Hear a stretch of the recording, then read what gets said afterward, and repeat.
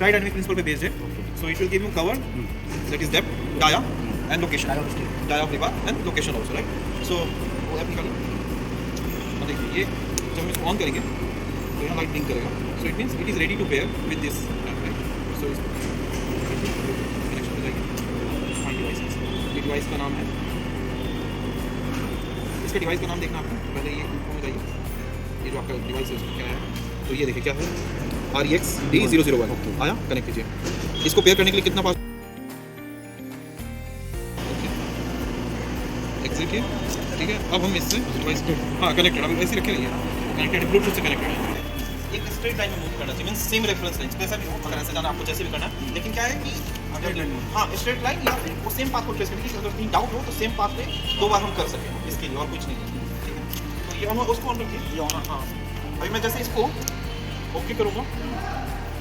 आया पेज आया है. अब देखिए यहाँ पे देखिए स्टार्ट. इसको स्टार्ट किया. ये कुछ मान सा बन गया. अब इसको मूव करूँगा तो वो ग्राफ दिखेगा.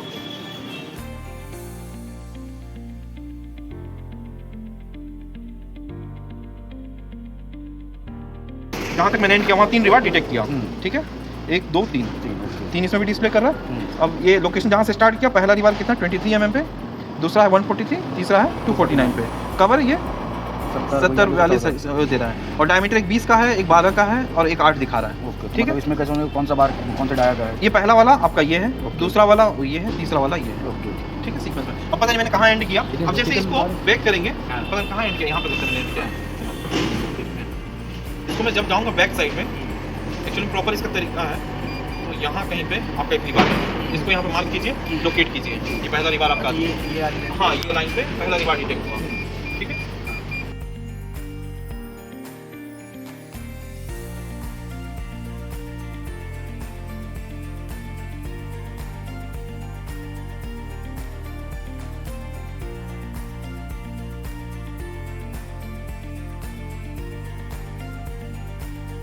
Generate report.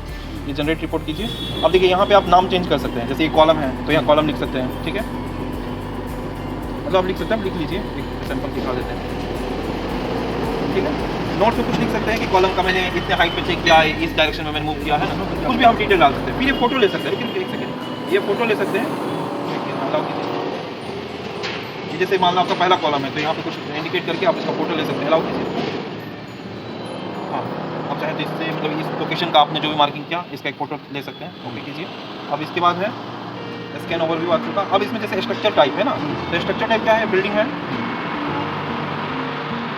जैसे इसमें आ जाता है बिल्डिंग. कंपोनेंट क्या है? कॉलम है. ऐसे लिख लेंगे. ठीक है. फिर कंपोनेंट लोकेशन इसका कुछ आईडी होगा. जैसे पूरी जगह P1 P2 P3 तो वैसा है. ये एड्रेस है ना. इस तरीके से टोटल आपका क्या होगा और इस रिपोर्ट को आप इसको भेजना है.